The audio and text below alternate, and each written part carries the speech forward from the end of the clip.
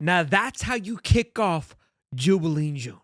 From now on, that's how you kick off Jubilee in June.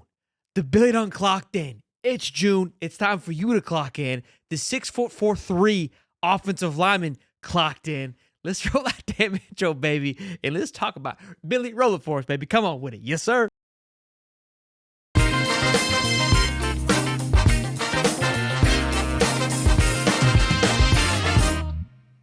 I told you Jubilee June was set to be great.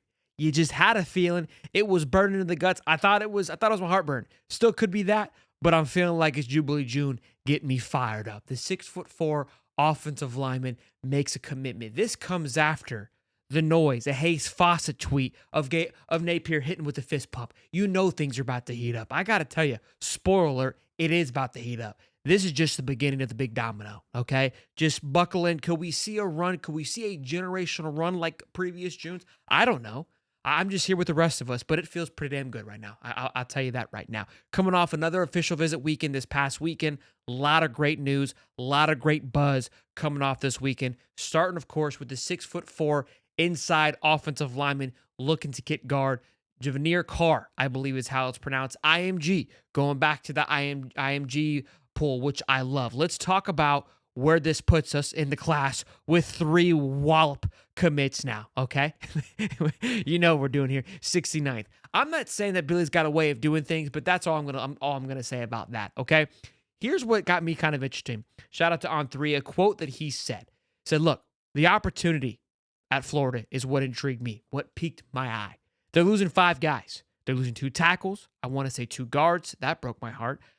And a center. I'm starting a little nervous going into next year, but we'll get into that. So 2 guards is a perfect fit for me because that's what I play. I'm going to have an opportunity to compete for that position. So I think it's going to be great. I love it. 3-star kid right now. We'll see how I don't get too caught up in the rankings at the moment because we see these guys climb as the year goes on. Ranked 60th in his position. 336 pounds, 6'4". There's one thing you can't teach, ladies and gentlemen, and that is size. We take a look at his film. Again, going back to when we first started this and watching these kids film to watching them now, the transformation, the progression they have all made is tremendous. They all look much better. When I think about guys that I watched 2 years ago, I'm like, this kid emulates what was, in my opinion, 4-star guys just 2 years ago. His ability to move his feet, his hands, the technique. They're not just using size. They're not just standing there waiting around. You can see they understand the system. They understand how to roll out. They're doing a lot more than what we've seen previously. So I have to honestly adjust my eyes and adjust my ranking of what the expectation should be because just how much more polished these kids are with the camps, with the technology. Just talking to the wife today, we were at the course with the little man. How much accessibility there are to these kids, man, and just getting better. It's nuts.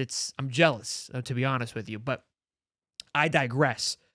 Look, I would say for one thing, again, this kind of goes through and through. I think that this unit, I would say, of a coaching staff has done a phenomenal job of evaluating talent.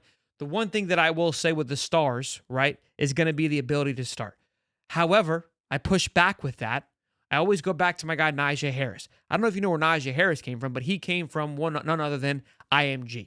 He hit the ground running pretty hard and has been the starting guy for 3 years quietly. Nobody even looks at it. Obviously didn't start day one, but over time took over that left guard position and has never looked back and is much smaller than Carr. I think he's 6'2", if I'm not mistaken, maybe 6'3", 6'2". I think he's a little bit smaller than what's given. He's the smallest guy in the line. I do know that, but his technique, his form was exceptional through and through. Loved watching him play, and obviously that paid dividends for him as he went into Florida and has been exceptional in my eyes. Again, when we talk about this offensive line, we talk about Jake Sauter, we talk about Austin Barber, we talk about that Damian George at that right guard position. Najee Harris, gets kind of lumped into that, but I'm really excited to see what he's going to do heading into his junior year. Somebody who is just dialed in, locked in. And again, when Carr mentions 2 guards being gone, he's talking about Waits and Damian George. I believe Harris will go his 4th year, so we're not going to lose a starting left guard, if you will, unless Harris has a phenomenal year. But Damian George, obviously the transfer, he will be done, and Cameron Waits is somebody that's kind of been sitting around hoping to do more, will be gone as well. So that's kind of what you need to know about that. But love that we kicked off. I mean, look, I know we've talked and we joked about Billy watching the show, But for the fact that we went and got somebody on the first day of June, and Jubilee in June was born 2 years ago, and we really didn't get one last year, okay? I'm not saying that this was kind of like a nod to the month. I'm not saying that it was. But if there was a nod to the month, this was it, okay? Billy, look, Billy, we don't have each other's numbers. We're not chit-chatting. We talk through this, okay? I say a few things, and then he makes things work on the atmosphere. And it's like, okay, like that was him saying, hey, maybe that's just me being weird. I don't know. It feels right, though. It's got a good ring to it. So listen here, boys and girls. I got another show dropping tomorrow. We're going to be talking about a lot of crystal balls. Like I said, the list isn't done. I'm hearing names from Dave. Dave's on vacation, blowing my phone. I'm like, shouldn't you be drinking? Shouldn't you be on the beach? He's like, the boys are cooking. I go, fair enough. Fair enough. We're going to be talking about some crystal balls tomorrow afternoon, some more favorable targets for the Florida Gators. Of course, our Monday morning mashup will be on tomorrow morning at 8:35.